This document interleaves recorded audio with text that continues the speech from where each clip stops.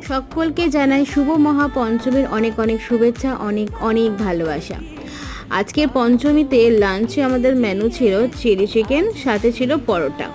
সবাই কিন্তু আমরা তাই খেয়েছি। প্রত্যেকটা দিন আমরা ভাত ডাল তরকারি খেয়ে খেয়ে মুখটা পুরো পচে গেছে। আর দ্বিতীয়ত হচ্ছে এই পুজোর 4-5টা দিন আমার মোটেও ওই সমস্ত খেতে ভালো লাগে না, মানে ভাত ডাল এই সমস্ত খেতে একদম ভালোবাসি না। আমার সবসময় মনে হয় যে একটু অন্যরকম কিছু খাবো, পরোটা লুচি ফ্রাইড রাইস। পুজো 4-5টা দিন মানে সবেতেই ছাড়, কি বলো তোমরা? তো যেমন ভাবনা তেমন কাজ, আমি করেছিলাম চিলি চিকেন। আর চিলি চিকেনটা না আমি খুব অন্যরকমভাবেই করি, খুব একটা বেশি গ্রেভি রাখি না, কারণ আমাদের বাড়িতে ওই কর্নফ্লাওয়ারের যে ব্যাটারের যে গ্রেভিটা সেটা কেউ সেরকমভাবে একদম খেতে ভালোবাসে না। তো আমাদের কাছে না এরকম ঝাল ঝাল একটু মিষ্টি মিষ্টি এই জিনিসটা খেতে খুব ভালোবাসে। তো আমি ঠিক সেরকমভাবেই করেছিলাম, যেটা লুচি পরোটা ফ্রাইড রাইস রুটি সবার সাথে খুব ভালো রকম যায়। কেমন লাগলো অবশ্যই জানাবেন।